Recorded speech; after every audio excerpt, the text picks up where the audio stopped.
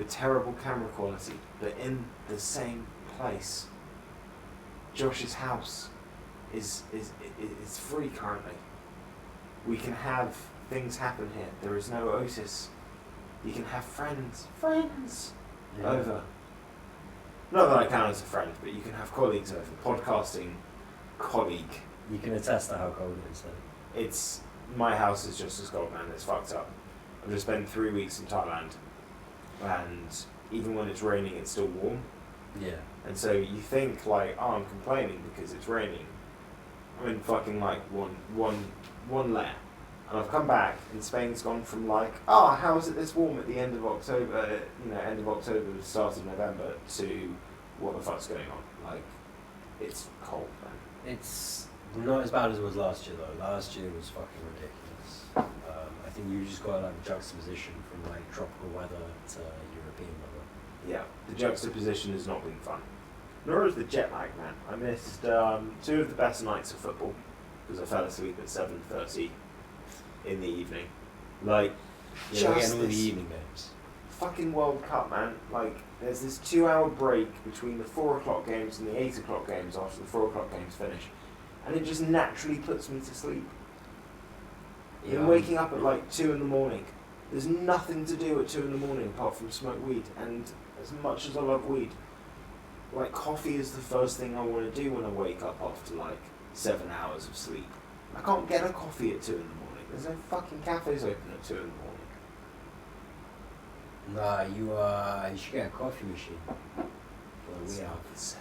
I don't even drink coffee with a coffee machine. It's not the same. It's like I have a No, coffee grinder, I have a it's, cafetiere. It's a decent one. Is it one of those like Nescafe styles? Is that with like the proper, like the good capsules? Like is it capsule based? It's capsule one, it's like a good capsule one. It's a good capsule one. Apparently, I don't drink coffee. I couldn't tell you. But, Do you drink tea? No, I drink water or alcohol. You don't drink juice? Sometimes. Not.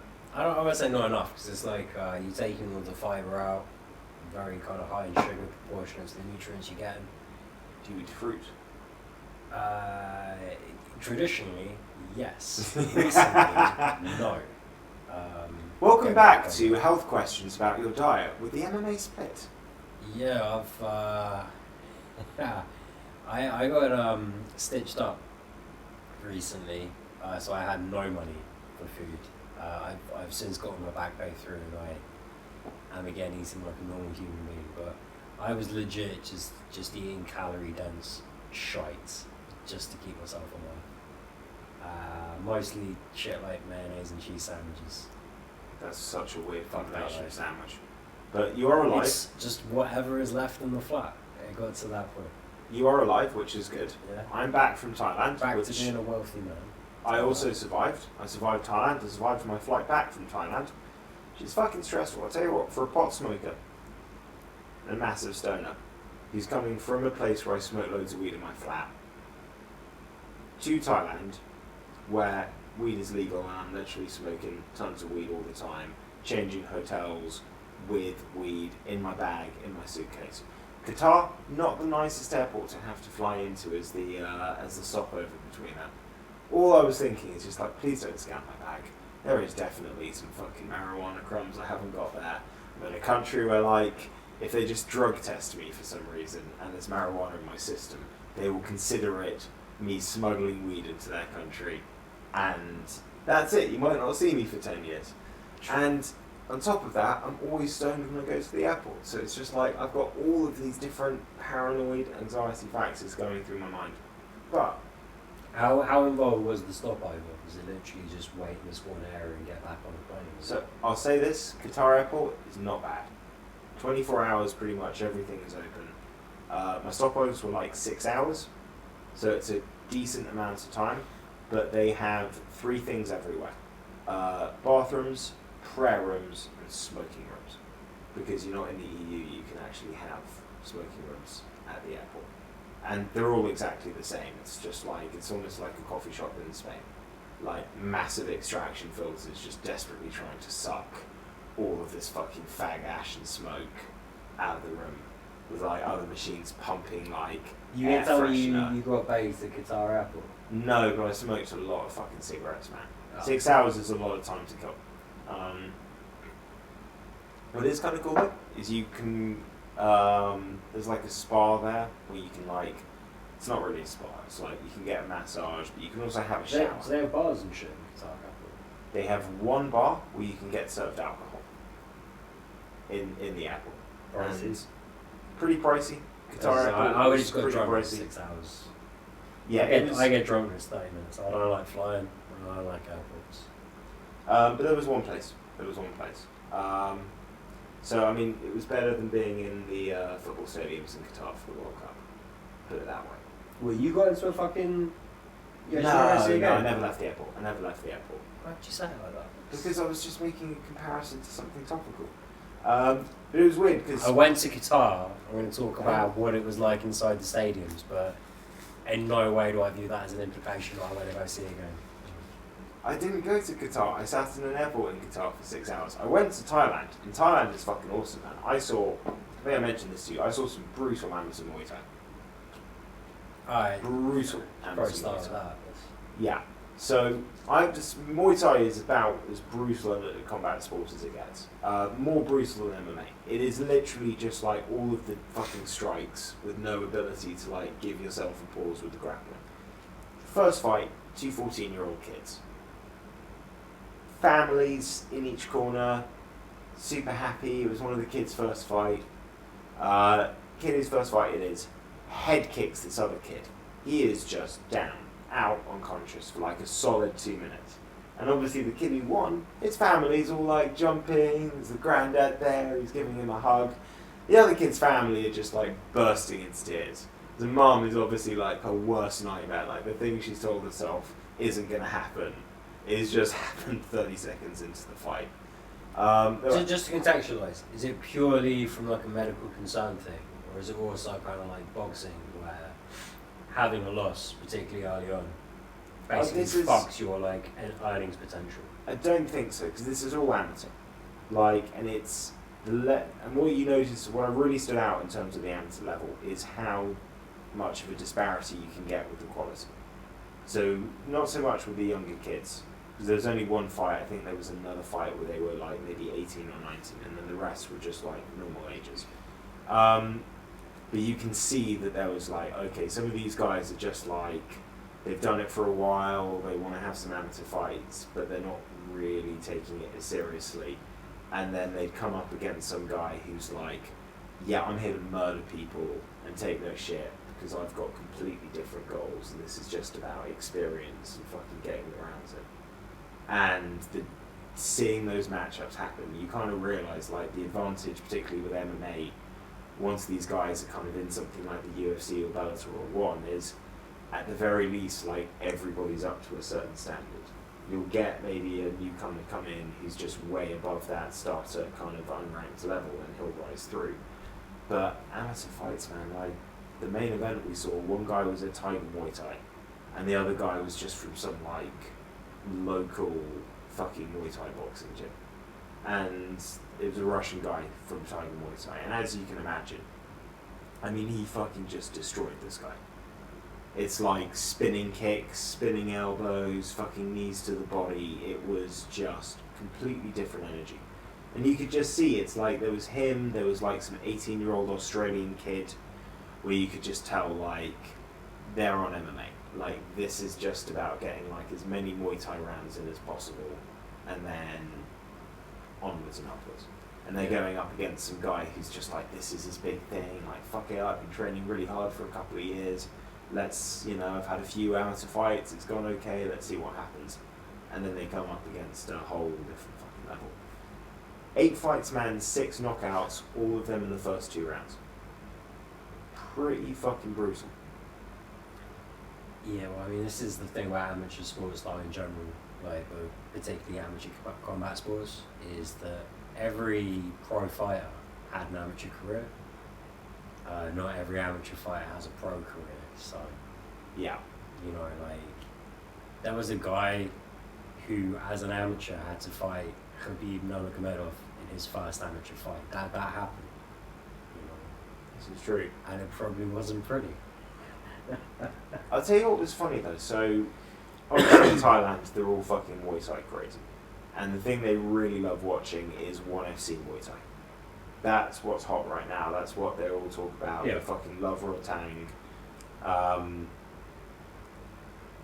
We went to this amateur event. It was a full stadium on like a Wednesday night in Patong for an amateur event. And a lot of the times when I was watching like maybe like a non 1FC but like a world championship or like professional Muay Thai, completely empty stadiums. Like 2, 10, 15 people watching. And it's kind of funny that like, you know, you can have, it's kind of weird to me I suppose, that you can have that experience of like maybe fighting a bunch of like really good crowds in amateur fights and then actually you go to the pro level and suddenly you can be in an event where nobody's watching. Yeah. That kind of seems a little odd to me. Well, 1FC also do have a lot of people quibble as to how open their books really are and how they're actually generating money and they're just one big money laundering front. Empty stadiums does not surprise me. They do some shady shit. Although, you know, we should say it, and Reg Franklin probably are very capable executives. I don't think Nisha Tate still works. No, she doesn't. She quit that to go back to the UFC. But no, Thailand was fun. Thailand was a lot of fun even just outside the Muay Thai. And guys, apologies that we've been a little MIA. We actually tried, I think there were 2 episodes we tried to do. One we released while I was in Thailand with very bad quality due to the fact that my Wi-Fi was shit. And then we had another episode that we attempted to record, but we kind of just realised while I was away it wasn't going to be a viable option. So we took a pause. Yeah. Also wanted to do something last week, but jet lag's a motherfucker. I've been falling asleep at 7:30 in the afternoon. Josh has been dealing with my own shit. He's been dealing with his own shit. But we are here. We are here in person next to each other, and apparently we should definitely not take this long of a break in future, because as soon as we stop doing the podcast for a week or so, all fucking insanity breaks out in the UFC.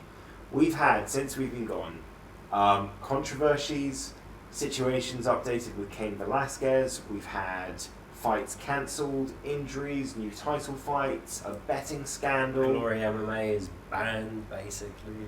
That whole fucked up situation. We've had boxing events. There's been a pretty fucking sick card, which is definitely going to be a big focus of what we're going to talk about.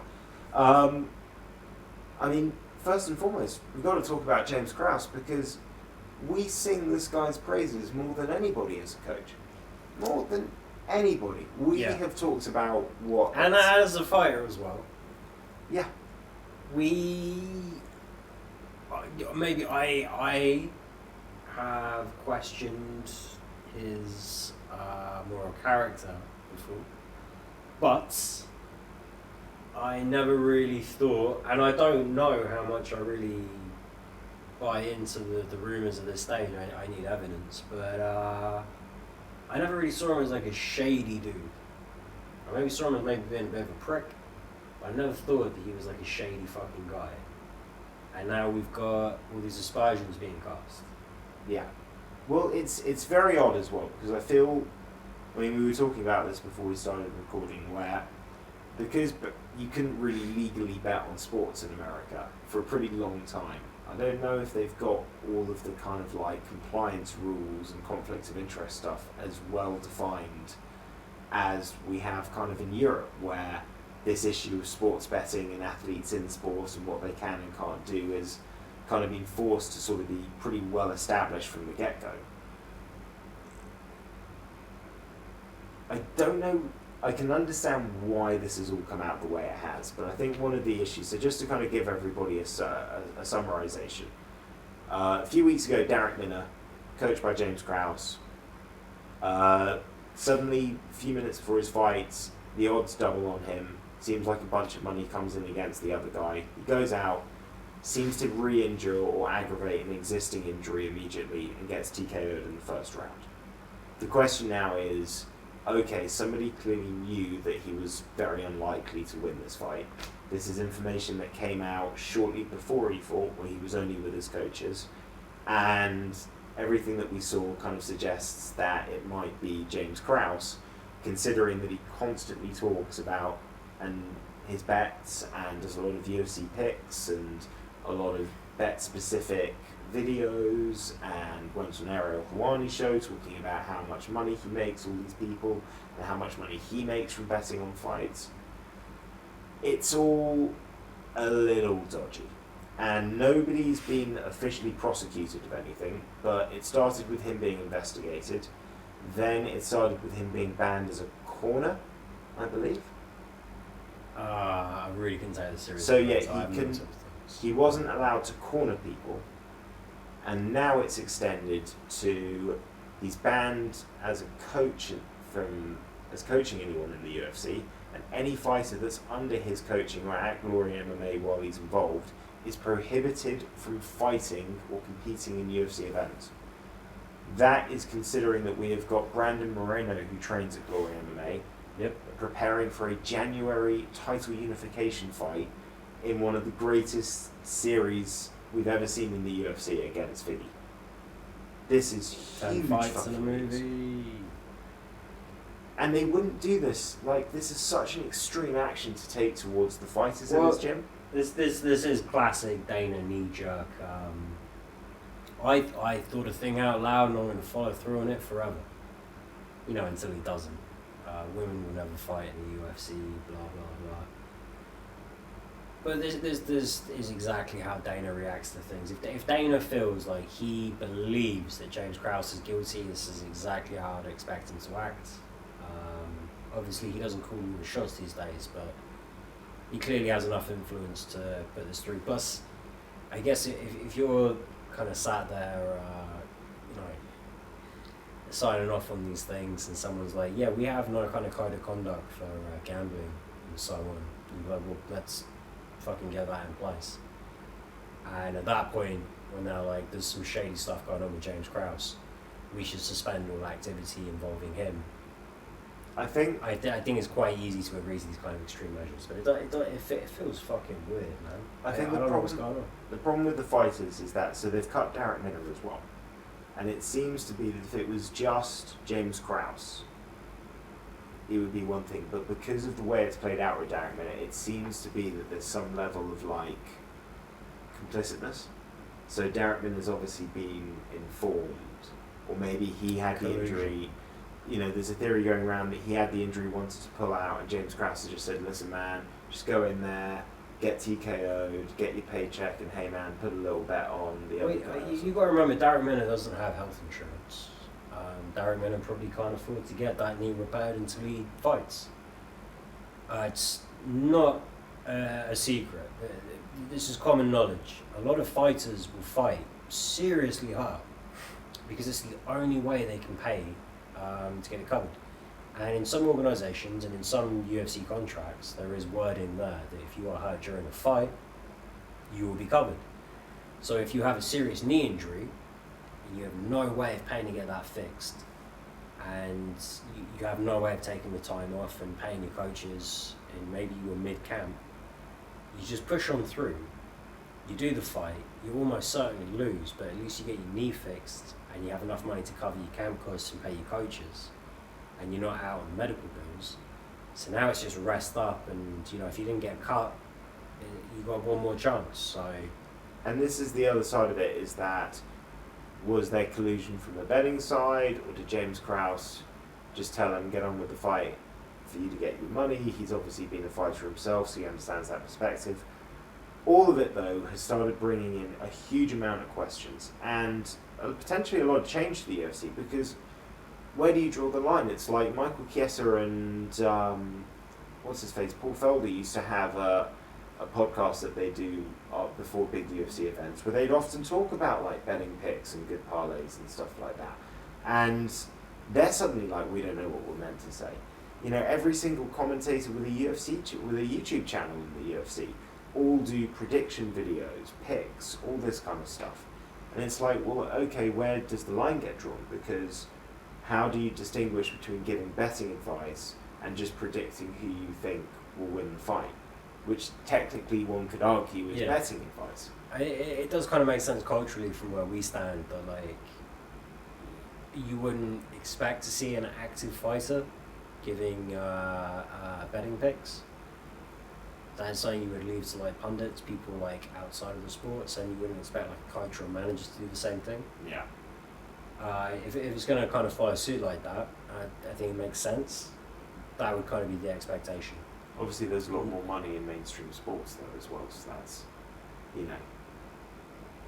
Yeah, but I mean, for example, it's easier not to do it when you pay 40 grand a week. Felder and Chiesa making picks. Felder as a UFC analyst, yes. Michael Chiesa as an active fighter, no. It gets blurry though, because I don't know how much Felder still trains with guys, how much he's still in the gyms, how much inside knowledge he really has. As a UFC analyst, I think any information he garners that way is information that's available publicly through the media anyway. I don't see that as a conflict of interest. But yeah, that would be like, if you kind of take that Chiesa Felder example, it'd be like Felder yes, Chiesa no. Once Chiesa retires, and it will eventually happen, I'll grade that back to a yes, unless he's coaching still at what is that camp called? Sick Jitsu, the one up in Washington. I know they got a proper name for the gym, and I've completely forgotten it. All I can ever remember is Juliana Pena and that. It's always just Sick Jitsu. What's I can't remember. The fight at the start, I forget his name now. Fancy Pants. It's going to come to me later.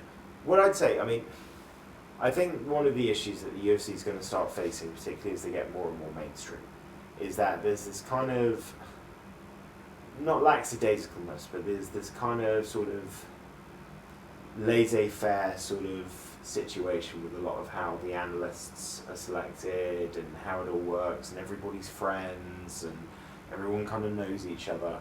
And when it was this kind of small kind of, not, in this public spotlight in the same way kind of organisation in sport, I think a lot of these things you can get away with. Once you go mainstream, these are the kind of questions that are going to be asked more and more. And I think it's going to be an adjustment. I think we're going to have to see that adjustment in terms of how people handle, someone who's doing the commentary on somebody that they know, but maybe trains at a different gym, and all this kind of politics that comes with it.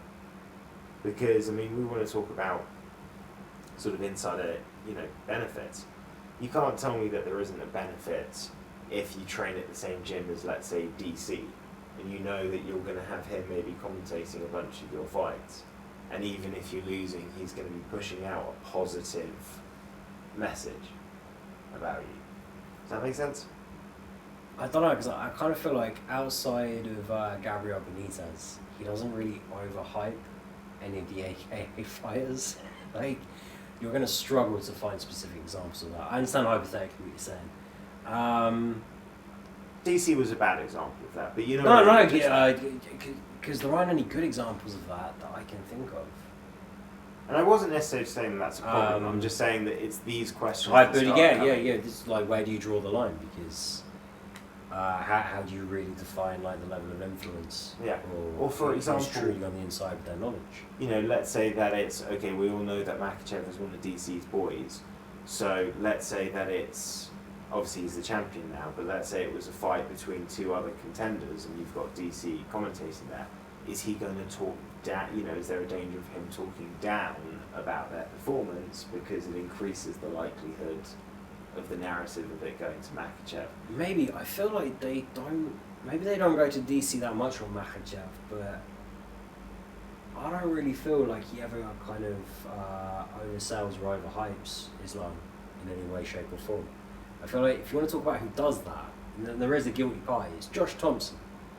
And Josh Thompson has a podcast which is not connected to the UFC, and he works as an analyst for Bellator, which is not connected to the UFC. Exactly. So I feel like Josh Thompson can bet on all the UFC fights he likes. Well, so Josh Thompson's a homer, and we all know it.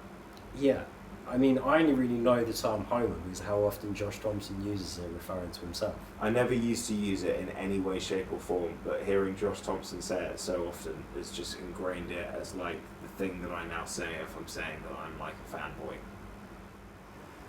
Since we didn't do this at the beginning, please do like the video if you are enjoying the content. Our apologies for our absence, but we are back stronger than ever, although not with great picture quality. Like the video even if you don't enjoy the content. Subscribe if you're not subscribed. Just doing that means the world to us. Leave any comments that you have in the comments section. Obviously, we did want to have slightly better picture quality for this in-studio episode, but for some reason neither of the cameras wanted to switch on, which is... Not one but two. So. Not one but two. Neither one seemed to want to work. In the same docking port as both of our microphones work, so that kind of sucks. But at least we're not audio only. So you can see our ugly mugs, our glorious, well, your glorious beard, my homeless neck beard. I wanted to get this trimmed 2 months ago, and it's just so long overdue. I'm going past Seafarer. I'm going to hit Wizard/Mage pretty soon. It's not a bad look coming up for the holidays, though. No, I'm starting to look too much like my character out of Elden Ring. Hey, that's pretty cool. That's pretty cool. My character from Elden Ring is, I also selected the gigantic beard. It's a good look, but I wear a helmet, so I never see the beard. I just spam comment as yours, so I have the like you got like most of the face visible, you got the beard visible. That's a good Elden Ring. And I just like a shit ton of it's not glintstone, is it? That's glintstone, right? I have not played Elden Ring in 3 weeks, and I tried to play it when I got back. And the problem is that 3 weeks is a long enough time without any video games that I've kind of forgotten how to play it well. And I'm just at the point where I've reached Michaela. So I hadn't met Michaela yet, but I get back and I'm like, oh, let's load this up. I wonder where I got to. Oh yeah, the Halleck tree. Millennia, Blade and Michaela. That's the one. Yeah. That's the one. Unless, I think Michaela is in the cocoon egg thing behind the log. That is correct. I don't know how much of this we're going to use. You are correct. You are correct. And we've got so much to talk about. What am I doing that? Right.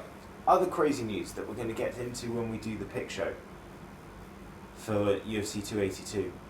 We've got a new title fight. Not one, but two guys dropped out. Well, no. One guy dropped out and then one guy declined. That's probably the fairest way to say it. Well, just to confirm, so Yuri Prochaska versus Glover Teixeira. 2 was meant to happen. Yeah. Probably the fight of the year. I was very excited for this. Was the first one. We were excited for this. Prochaska gets a terrible, nobody knows what it is, but it sounds like it's a really bad shoulder injury. Yeah. I don't know, like, you see all that clickbait shit, Dana saying this is one of the worst injuries of all time for a UFC champ. I don't know, but It makes you wonder, is it a katana through the shoulder? Because that would be a pretty bad injury. Yeah, Yuri Prochaska's a pretty sound fucking guy. Like, when he says I'm injured, I don't want to hold up the division, I rescind my belt. I respect that. But hated. When everyone else is also saying, like, this is a really bad fucking injury, I inevitably start to put two and two together. Like, you wouldn't rescind the belt if it was like a 6-month layoff. Shit. A lot of champs wouldn't do it if it was an 18-month layoff. So...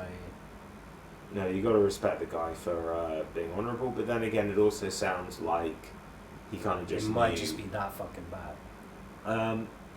This created a quandary because Glover Teixeira is the B side of this. He should have been kept on the card, but he basically was offered Ankalaev, not Yarn. I think if it was Yarn, he probably would have taken it.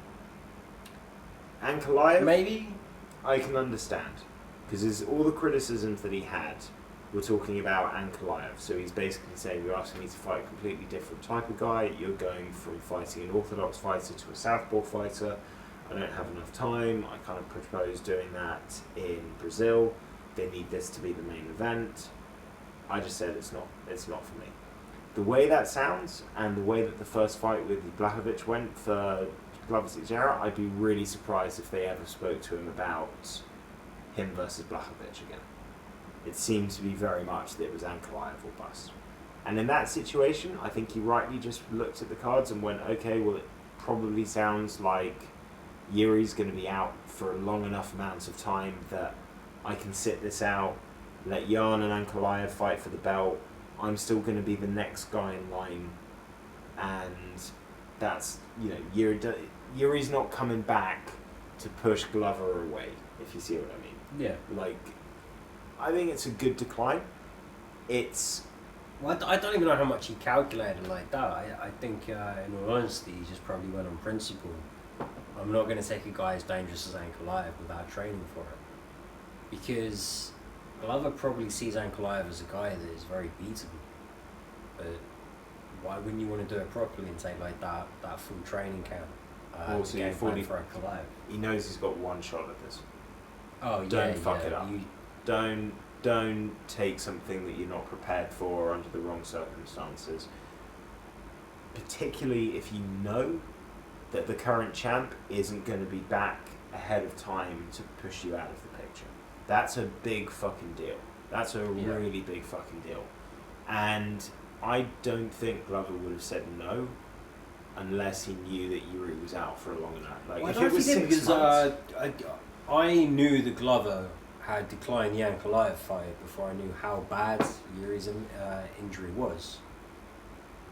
Now, maybe Glover did know, maybe Glover didn't know, but either way, like, no one that I was aware of was really kind of bagging Glover for this. And if that is you need to wind your fucking neck up.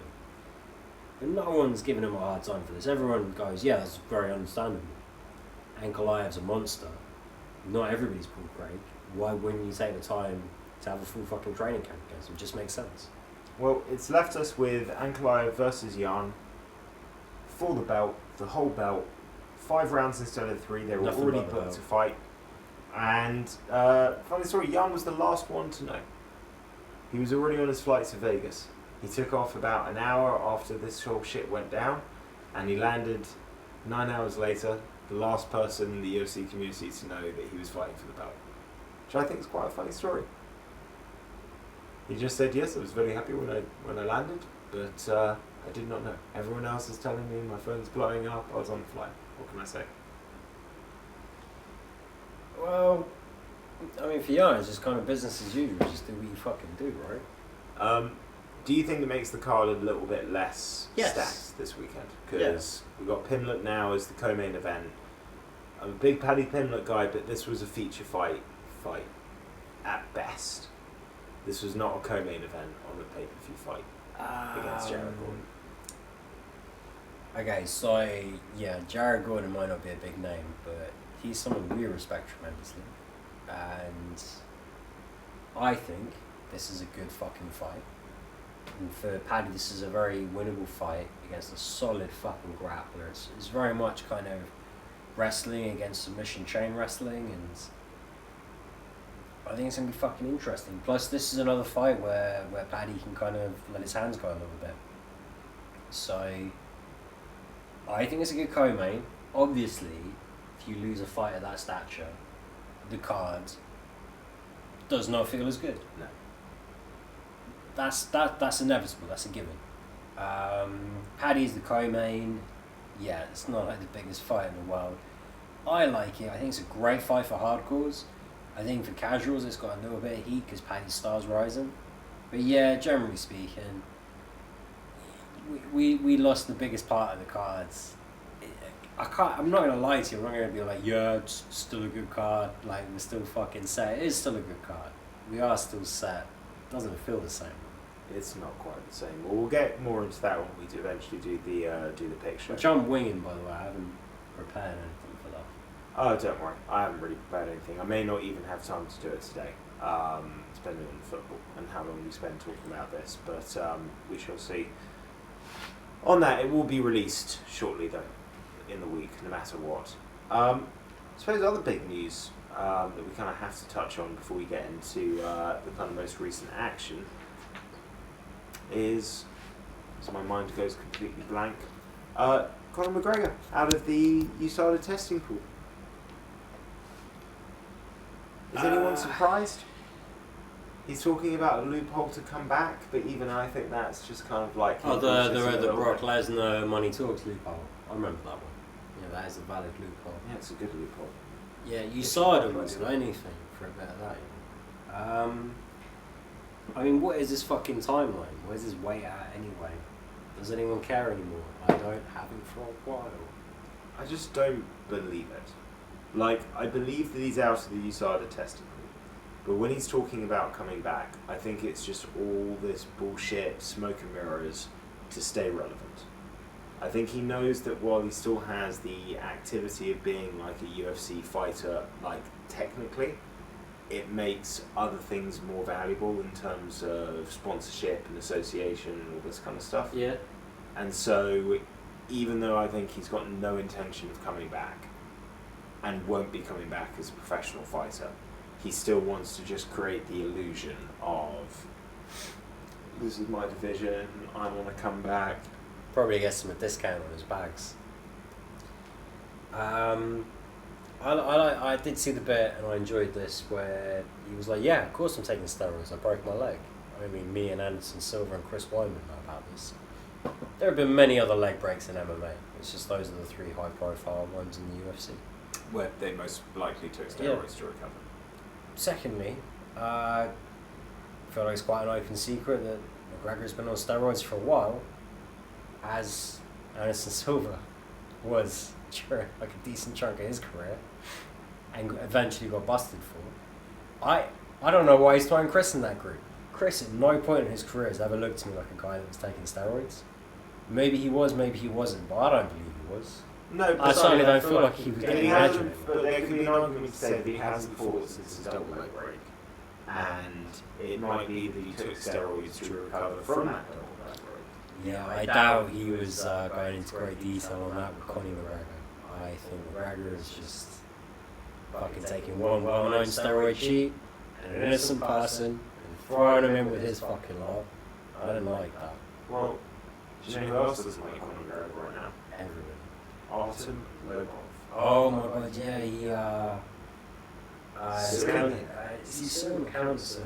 The McGregor got a little litigious first when Lobov started talking about it. Well, they're suing each other now. I do not know who sued who first. I thought Artem Lobov sued him, and now Conor McGregor is counter-suing him for defamation. That would be the most logical way to look at it. It's Conor McGregor, but it's Conor McGregor, so there's no logic. But it's all to do with Prop 12 whiskey and proceeds and all this kind of stuff. And to be honest, I don't really know what agreements there were there. All I know is that Artem Lobov was kind of his boy, but did they have contracts, or are we just talking about like a mate's agreement, tap on the shoulder after a couple of weeks in? I don't fucking know more, but my moronic take on this is, because I remember when this all happened, when they were both saying, Lobov didn't mastermind this, but Lobov kind of got it off the ground and did the essential like number crunching that effectively brought this to life. And he's a lot smarter than Conor McGregor, and Conor McGregor is a fucking moron at the best of times, but he's gone off the rails recently, again, and I think Lobov is just kind of went to the point where he's fed up with all the bullshit, and he realises that irrespective of how flimsy his position might be, he can outthink a moron, and I think Lobov's going to get paid. I think Lobov should get paid. Well, Lobov's obviously going to get paid because when you sue somebody who's as rich as Conor McGregor, they just settle because it's not worth the time and negative press. So just by suing him, Lobov's going to get paid. From that side, it's a pretty damn good move. This is Ireland. This isn't like fucking California or something. They can get cases thrown out a lot easier. It's not the same kind of litigious sort of culture. You can't just be like, oh, emotional damages or something. You need to fucking prove stuff. I just think that Conor McGregor literally doesn't have anyone that he can pay quick enough that can outmaneuver Lobov on this. Because Lobov does know what he needs to know. And he's a lot smarter than McGregor. I mean, Lobov's going to get paid. I think Lobov's going to get a chunk. It's going to be like 5-10%, something stupid like that. Good for him. Good for him. Any somebody who deserves to get paid from that whole fucking situation. Yeah, and if it's not McGregor's kids, then it needs to be fucking labelled as someone. Question: even if Conor was to come back, and even if he was on steroids, do you really think it would matter if you look at the current landscape across any of the 3 divisions they would fight? Like, do you really see? we put the middleweight division on the table because I featherweight stuff.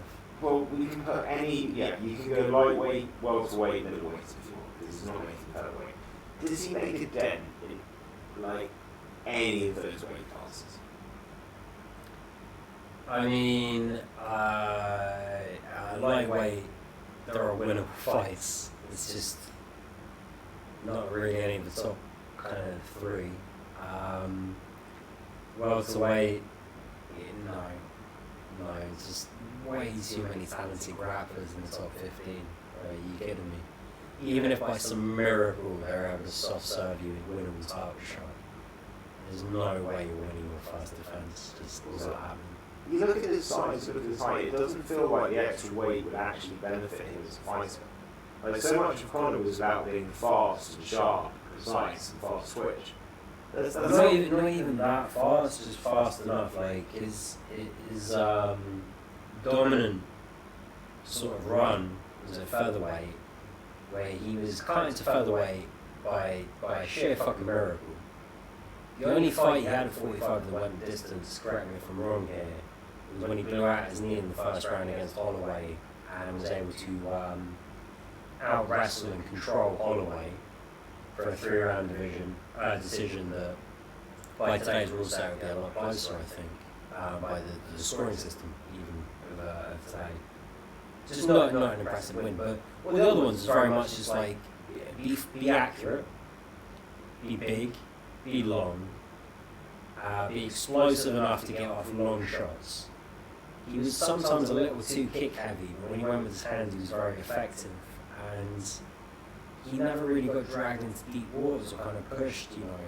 It was all kind of first round finishes. I think Chad Mendes was second round, Jose Aldo straight back to first round. That was his last fight at 45. And that win against Aldo, it's a little bit of a fluky occurrence, you know. Like, everyone knocks someone out in the second exchange of the fight.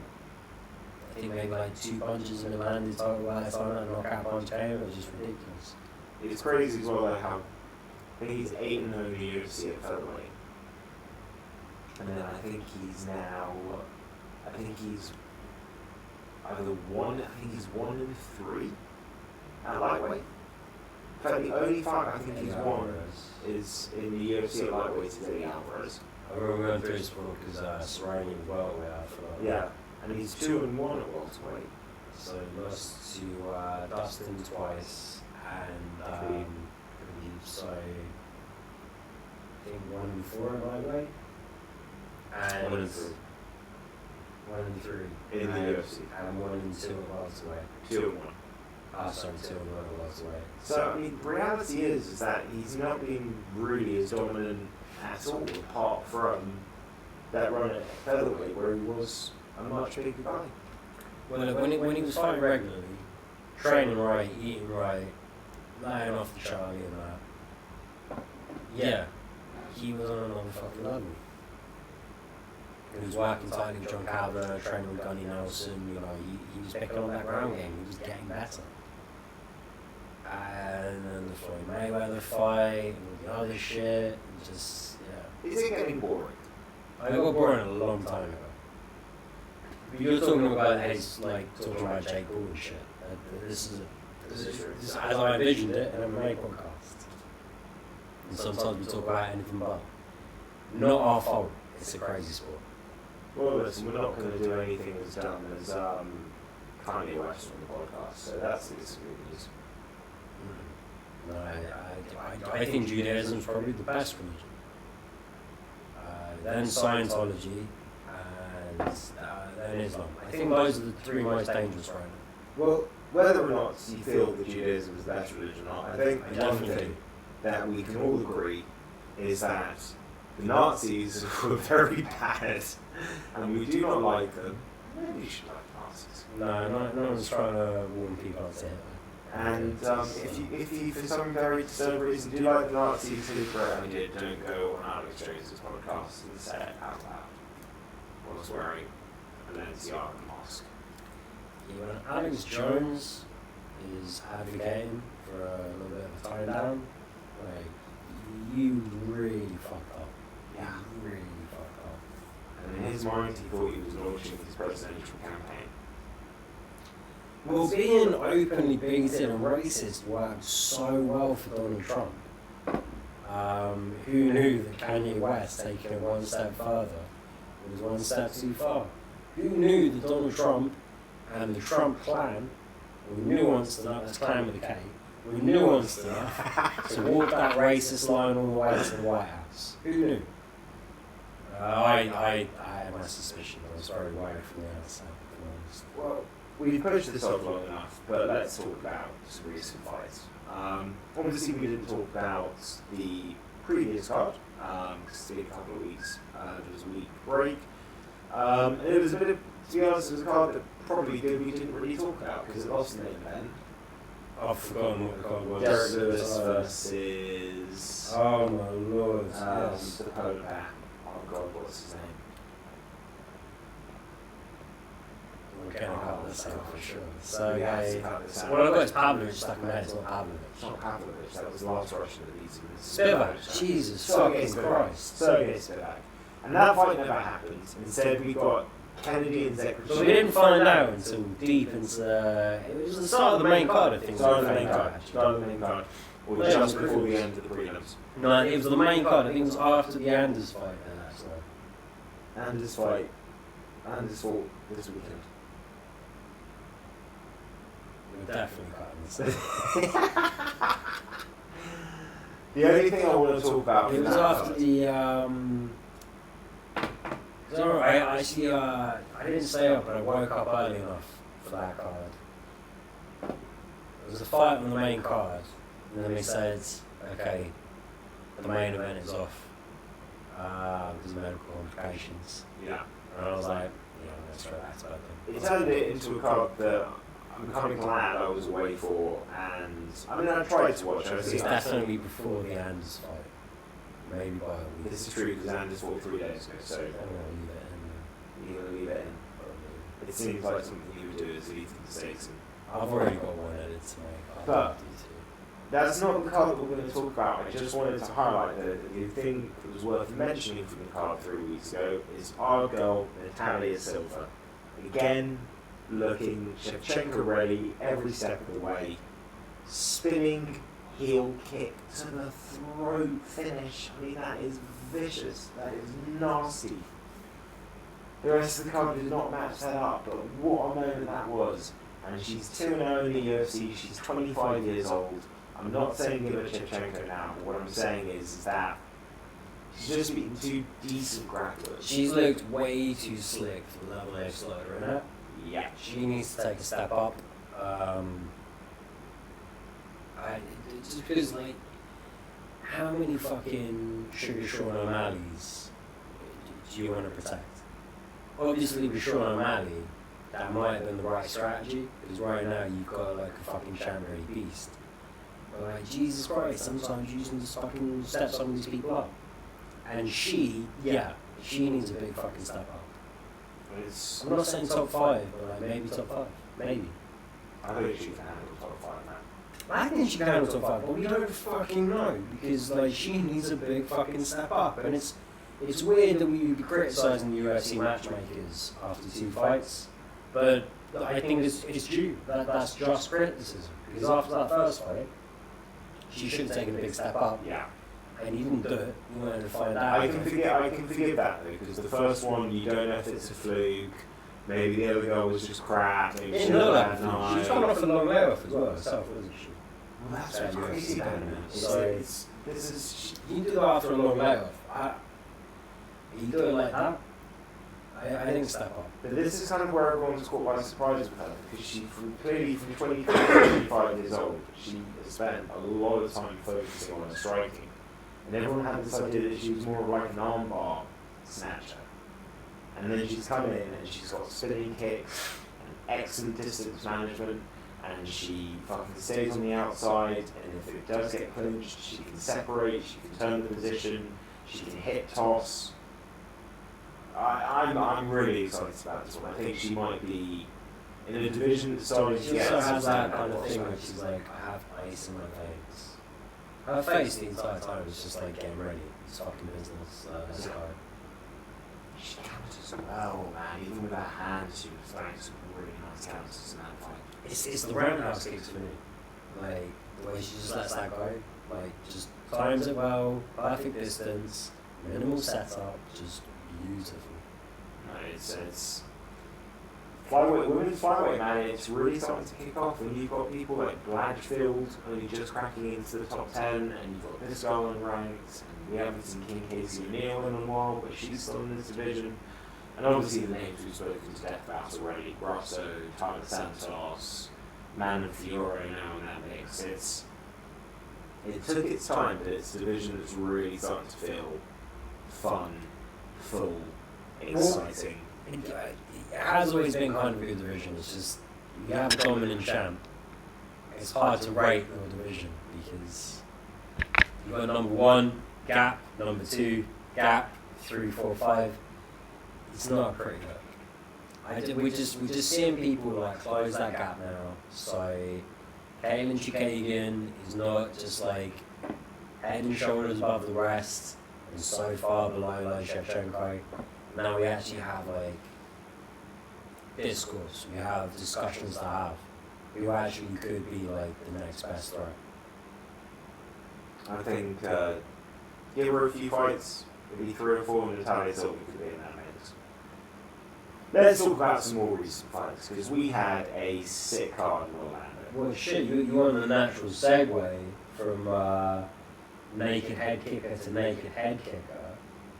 How the fuck did Wonderboy Thompson land, like, I think it was like above an 80% clip in that 4th round, just naked head kick after naked head kick?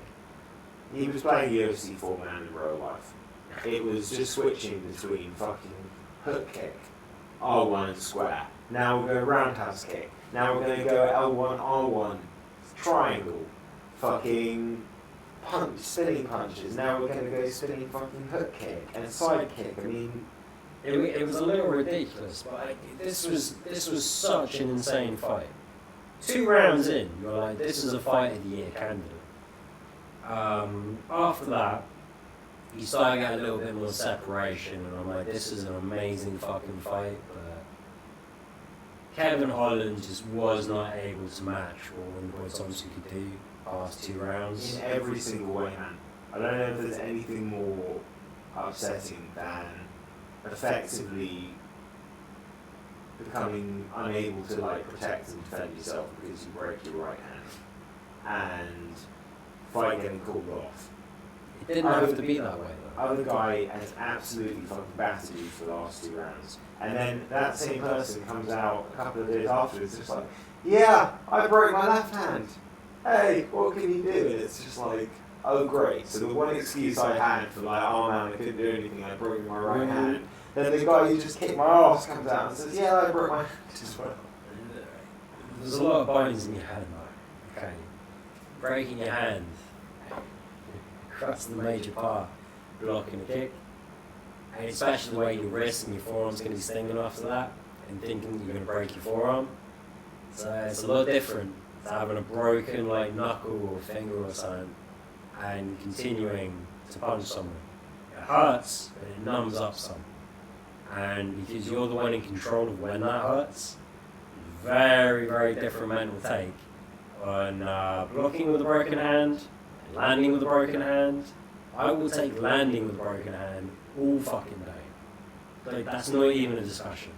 They're very different things. But yeah, after there was a moment, I can't remember towards the end of the 2nd or early on in the 3rd. All the momentum started to go Wonderboy's way. I think it's early on in the 3rd round. Kevin Holland manages to kind of like push him down and lets him up. Doesn't take the moment to jump on him. And I'm thinking, what you really needed right now was to 1, slow down the pace of this fight. Was to 2, get back to a 2-1 lead. and not drop down to a 2-1, 1-2 kind of deficit. You know, be on the right side of those first 3 rounds, right into the championship rounds with like an obvious lead, and instead he kind of arrogantly goes like, I want to have the stand-up fight. I want to be the fan favourite. I want to be loudmouth. I want to be the guy that everyone gets behind. People get behind winners, dumb fuck. People get behind people that respect other people. People get behind people that understand the game plan and take the sport seriously more than anything else. And even if they don't think that they're doing that, just the tangible things that come along with winning, they bring them fucking people in. You want to be a fan favourite, win every fight. Win every winnable fight. Well, that was a winnable fight, in my eyes. I don't know if you can really... I know Stephen Thompson's 39 years old, and I do think, even in this fight, you know, people are saying it's the best one boy you've ever seen, and it's like, hang on, let's calm down. Yeah. You go back a few years, okay, I'm not saying that it wasn't one of his best performances, but you can see, not so much with the kick, but particularly with the hands, there's a sharpness, there's a snap, there's a naturalness, there's a comfortability where I felt a lot of times on Saturday.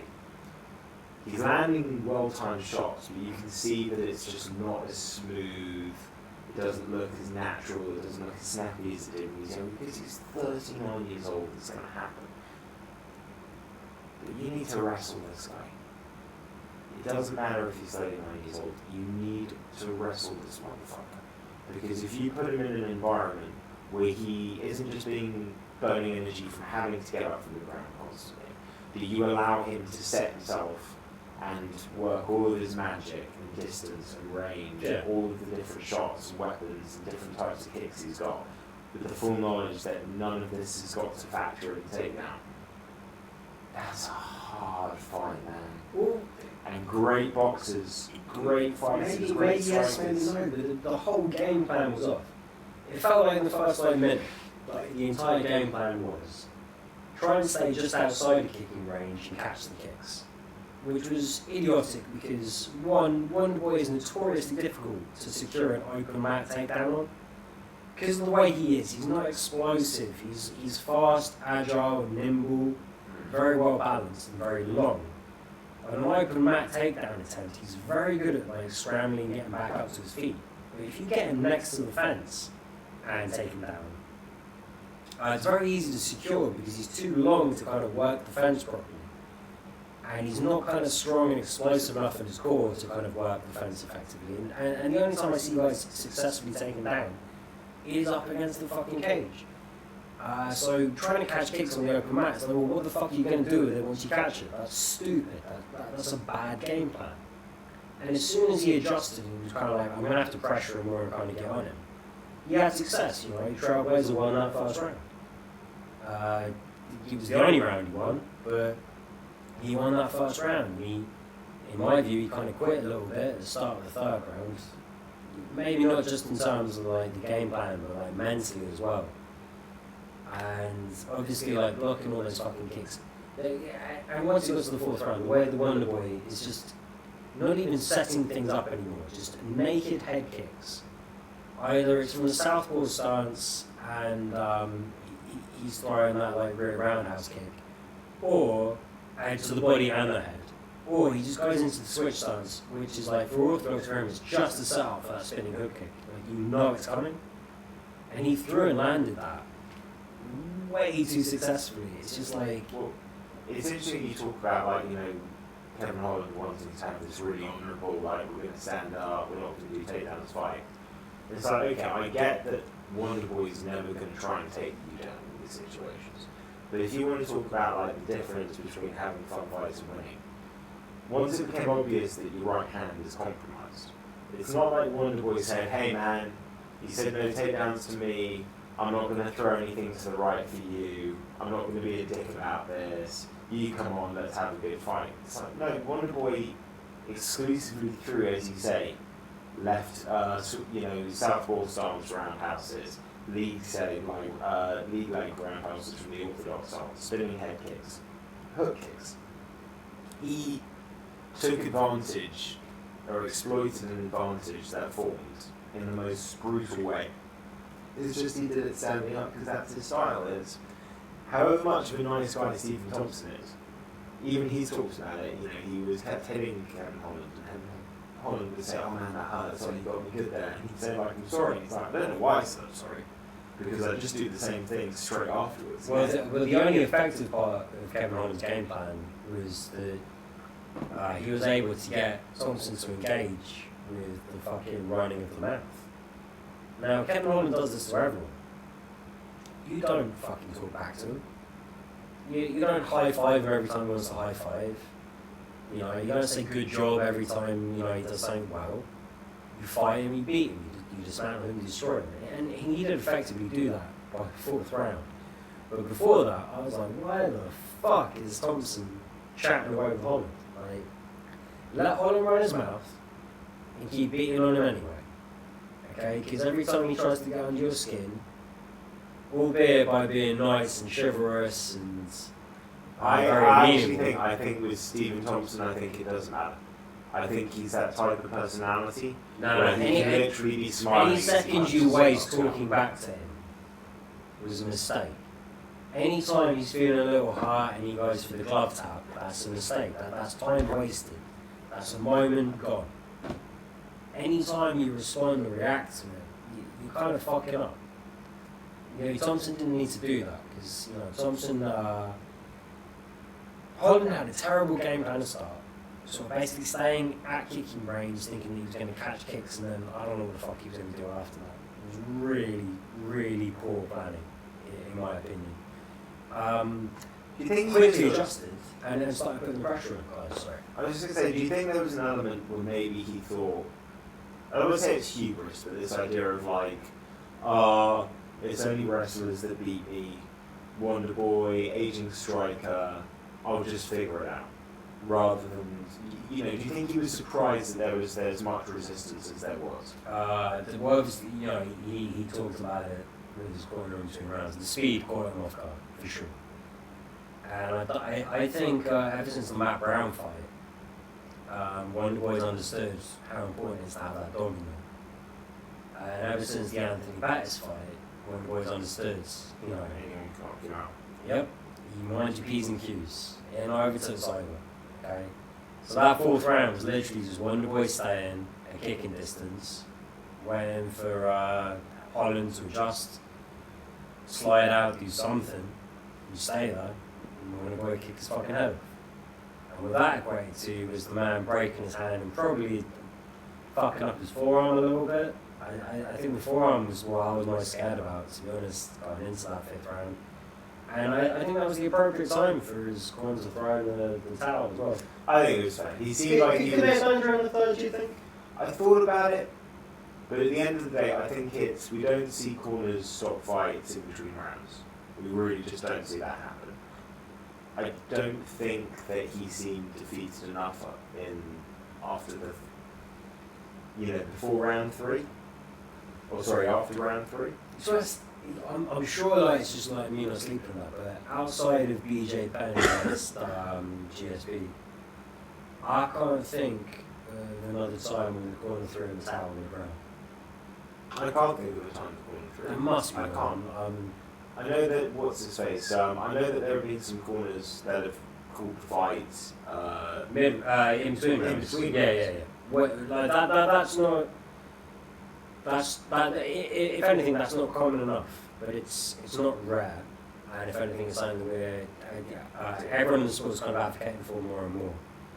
During the round, BJ's brother throwing the towel in.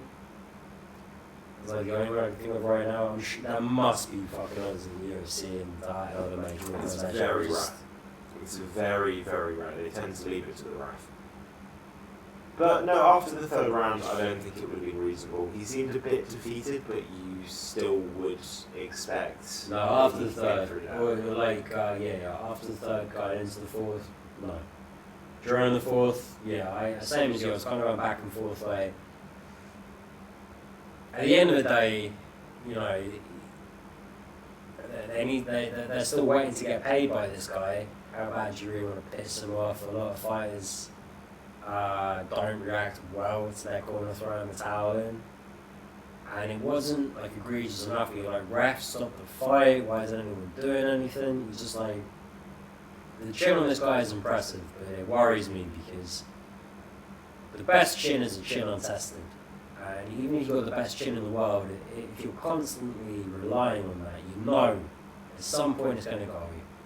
When it's gone, it's fucking gone. I think Holland's got a really good chin, but I also think we don't really see his belt getting around that often. This is the only time, like, even his 3 losses, man, he never really got the crap kicked out of him in this way. He got wrestle fucks and kind of big This one, though. This is you got outstruck. And for a guy like Kevin Holland, he's not going to be used to this. You know, and he fucked Wonderboy up too. Like, Wonderboy ate a lot of shit to win this fight. His face was first two rounds, honestly. I could see an argument to say that it was 1-1. I could also say that it was 2-0 to Holland. No, I gave Holland the first round, Wonderboy the second. I mean, most people did, but I'm saying you could see an argument for Holland. Yeah, both rounds reasonably close. You know, but close enough you'd expect a judge to fuck up, I suppose. The right hand was not the one he wanted to break, man. He's very right hand heavy on the feet, and that was always going to be a limitation. I think he could sense that. I think he realised that I don't have the weapon I need to keep this guy. I mean, do you know, like, what's kind of been disclosed by his fight, the actual injuries? Because the way the hand was shaking, I really did think it was forearm break. Yeah, but isn't it a couple of metatarsals or the knuckles or something like that? No, I genuinely thought it was a forearm break, and that's why the fucking hand was shaking so much. Because, like, when you break your forearm, it really is like you have no control anymore. It's just fucking like, fuck. Everything about the way he was kind of holding his arm, the way the kicks got taken, even when they showed where he take it on the hand, where he kind of went back, I was like, yeah, that could do it. You know, you've taken enough kicks to that forearm, that could do it. Yeah, it needs to be double handing those, really. But it's not easy. What you really need to do is just be putting the fucking pressure on like you were in the first round. True. And not let the man settle the kicking range. Also true. Easier said than done. I'm not taking anything away, like legit. First 2 rounds of this fight, I'm like, this is a fight of the year candidate. And as we get through to the end of round 4, I'm like, okay, so it's not a fight of the year candidate because it's not as competitive as it was at the start of the fight. Kevin Holland still did an amazing job. Kevin Holland looked phenomenal on the night. It's just the Wonderboy rolled back the years and just pulled one out of the bag. This was a very, very good moment. I agree with you. Not his best fight, not his best performance, but considering the way things have been going for Wonderboy, a much needed turn on sides. Yeah. And just fucking, I'm really gutted that Jack Black couldn't walk out on this one. Apparently just a scheduling conflict in the end. But well, it's not his last fight. There's going to be other chances, but it's a good reminder as well that, like, you know, yes, Wonderboy lost 2 fights, and yeah, we were kind of like, okay, he doesn't look like the same guy, and I still don't think he does. I still don't think he ever wins a belt or gets another title shot. But he lost to Bilal Muhammad and Gilbert Burns. He didn't lose to Bums. And he never does. Because he doesn't. Because he's that fucking good. And even Kevin Holland can think. Let's be honest, he beat Darren Till. Beat Darren Till as well. If the judges didn't fuck that one up, was he out with his career really? Well, if that fight wasn't in Liverpool as well, but that's not him.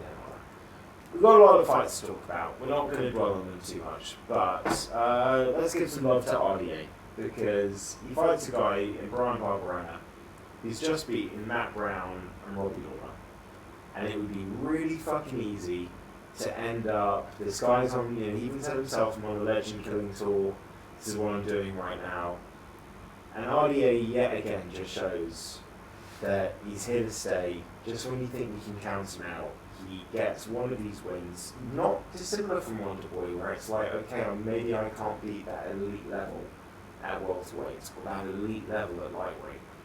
But I could beat a lot of fucking people. Well, I think the other thing was, can he finish people at welterweight? Is he big enough to physically submit people and knock people out at welterweight?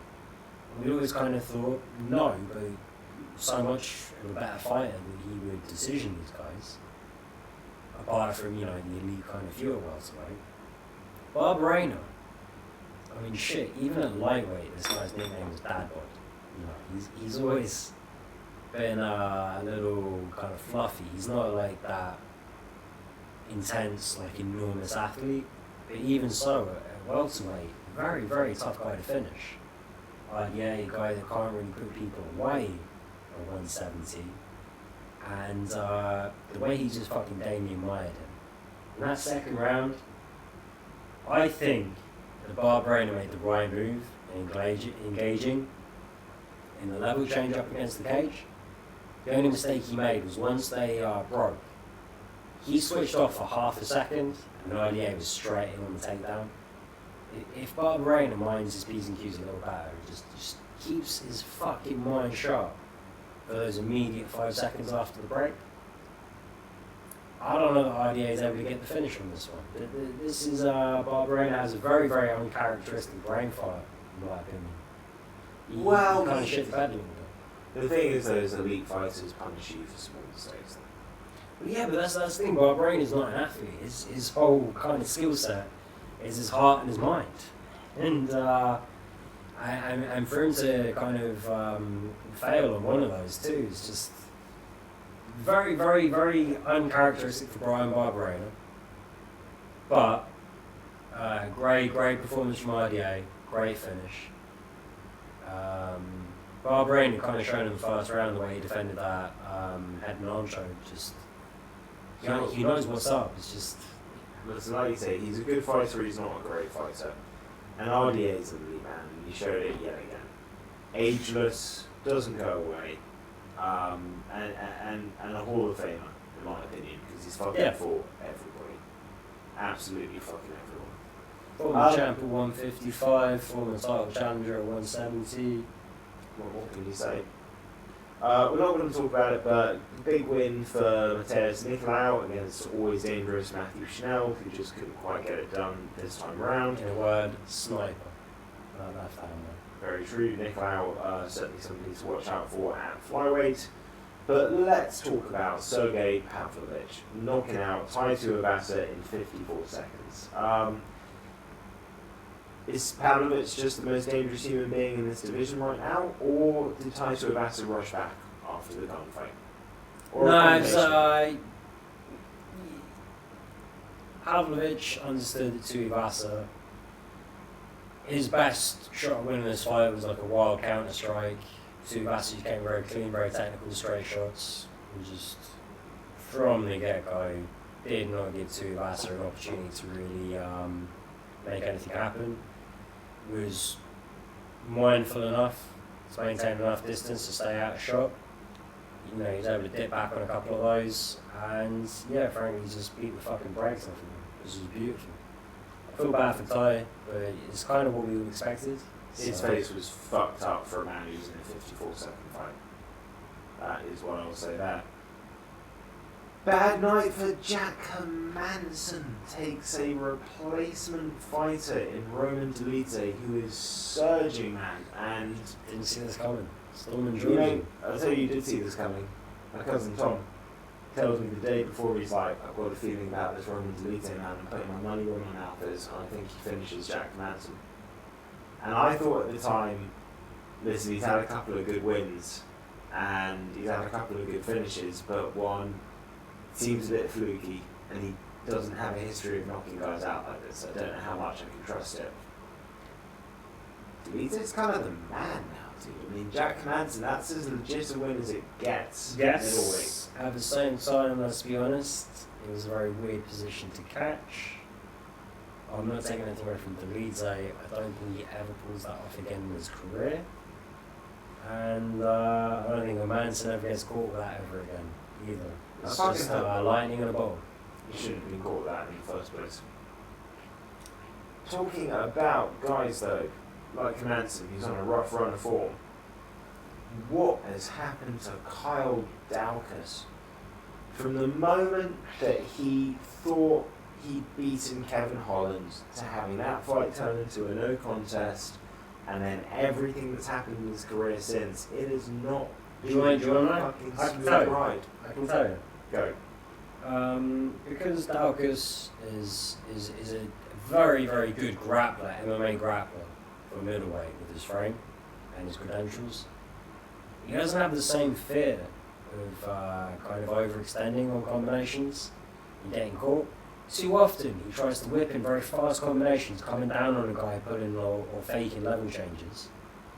And the problem is that quite often when a guy comes down on a level change fake and throws an overhand or any kind of hook shot or uppercut, the head kind of comes up with it.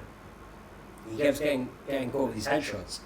And even though when he's not getting caught with the headshots, the left hand that he ate came from the exact same sort of position where Anders dips down, throws that left, and Dorcas is just dipping down ready to throw the quick, whipping that quick combination. It's just, he's not scared enough of being taken down and put on his back because he's ready to work off his back and he very much feels like that's his world.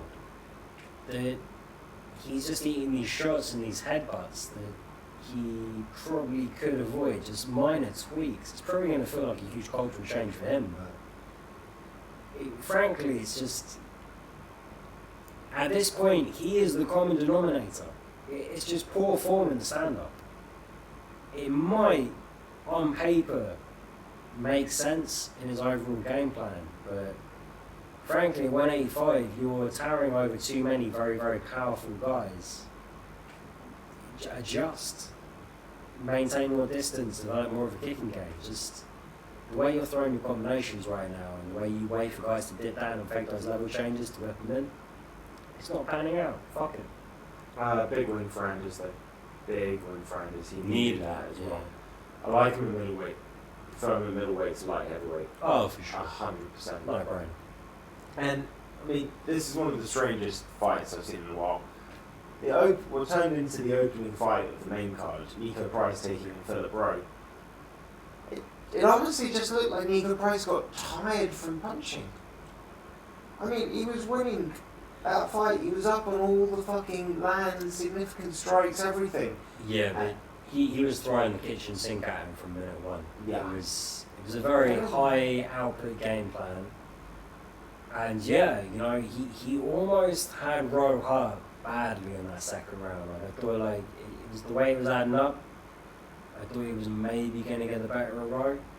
But as soon as Rowe, because like Rowe didn't land a punch in that second, or a strike in that second round until what, the fucking 4th minute or something. Once Rowe fucking caught him, that was it. It was game over. Oh, sorry, yeah, 3rd round. But this was it. Like, you know, Rowe, very, very clean technical fighter. Nico Price, absolute madman. Nico did what Nico had to do to be winning that fight up until that point, and it came at a cost. And that cost was you broke your body and exhausted your gas tank. He could have taken 20% off the volume, 20% off the effort, and he could be comfortable. Maybe, but it's not just about what the judges scored. You know, I think some of it was kind of breaking Rowe's spirit and hurting Rowe's some, and you know, he did that effectively until he couldn't. If he doesn't get caught when he gets caught, he wins that fight, you know? Rowe stayed in there long enough to do what Rowe had to do. Good fight, good finish. Good fucking win. Yeah, this was a hell of a stretch. I think we had 7 knockouts, all on the main card. That's a pretty damn good stretch. Yeah. 7 KOs in a row. We then had some decisions, but I mean, Angela Hill, again, just when everybody starts to doubt her, just when that record looks like it's getting a little bit close to a 500 win-loss, she has a couple of fights where she shows, no, listen, I might not be able to be that top of the division, but fuck me, I can beat pretty much everyone else. As long as you're not a Tisha Torres or a fucking Matt Tucker. Well, yeah, sure. I mean, this one was very much like technique versus power, and Angie just went out there and fought this fight. It was just perfect the way she positioned herself, the distance, the footwork. Perfect. And this was a good legend stretch, man. Clay Guida beat Scott Holtzman, who retires. I don't know a lot about Scott Holtzman.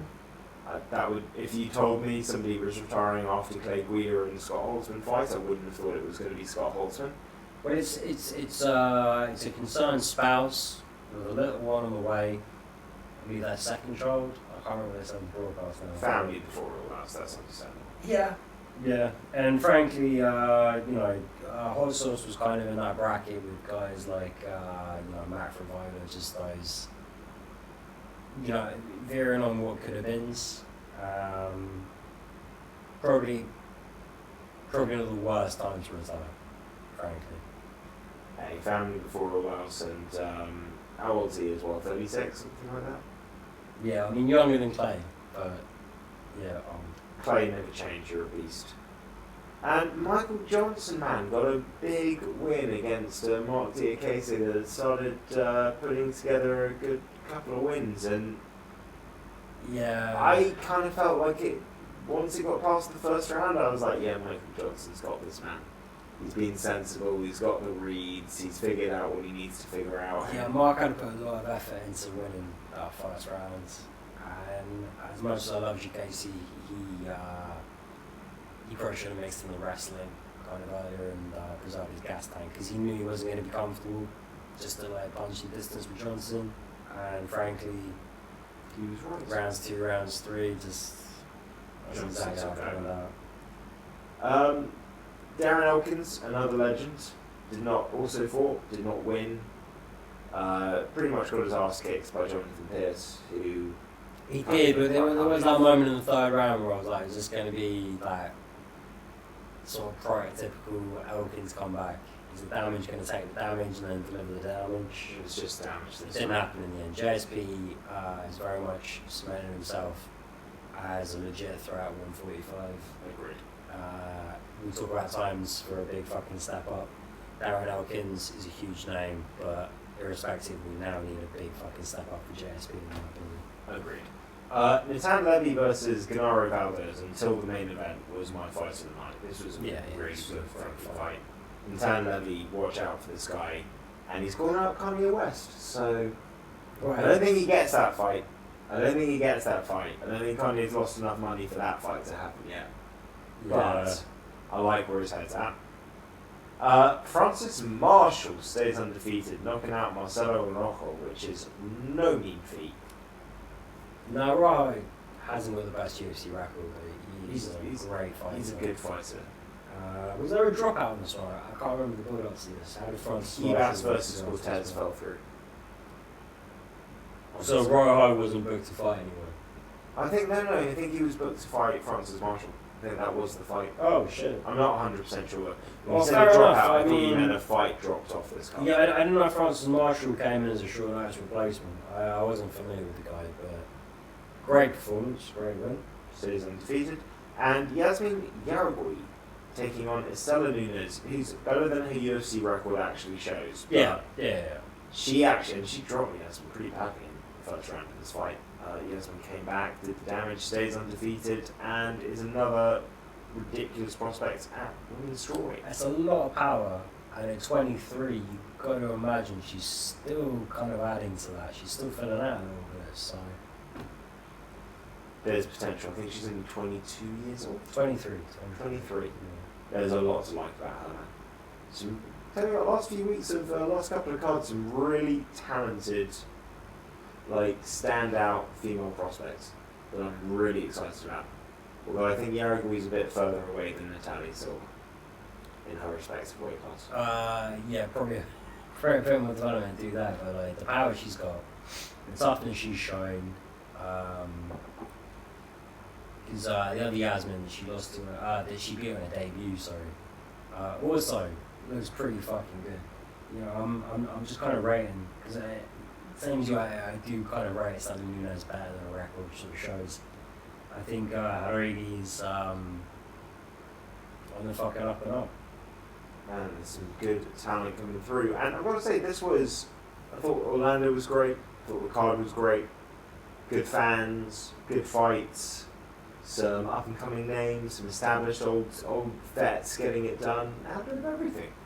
And I'm going to be perfectly honest, not that I want to dampen any spirits for when we do the pick show, but I think this was a better card than what we've got coming up on the pay-per-view. I love the top two. Assuming that every fight we've got booked currently Doesn't actually fall through. happens and everyone walks. I think The main card's solid. look, The main card is solid as well. I know that you are desperate to watch Billy Q beat the fuck out of Alexander Hernandez. Yeah, I'm going to enjoy that, but Curtis Buckley's a great fight. that is a great fight. I'm not going to lie about that either. But come on, dude, we had Robbie versus Hans has fallen through. Yeah. That's painful to me.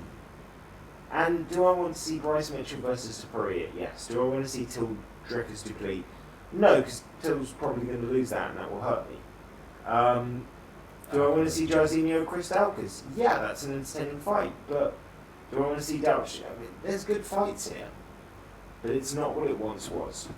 And I know, but the thing is, we're judging cards that wasn't strong on paper but delivered, versus a card that is stronger on paper that we fear won't deliver. It's like,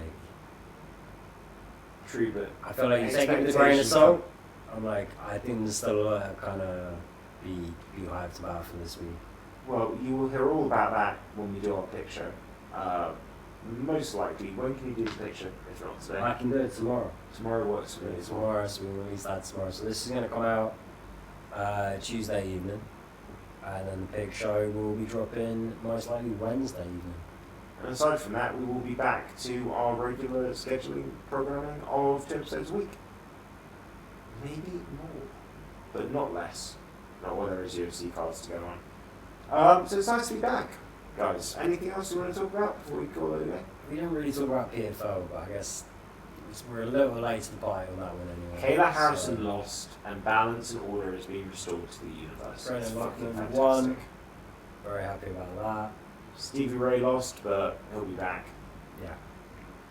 Shout out Rob Wilkinson winning the light heavyweight title.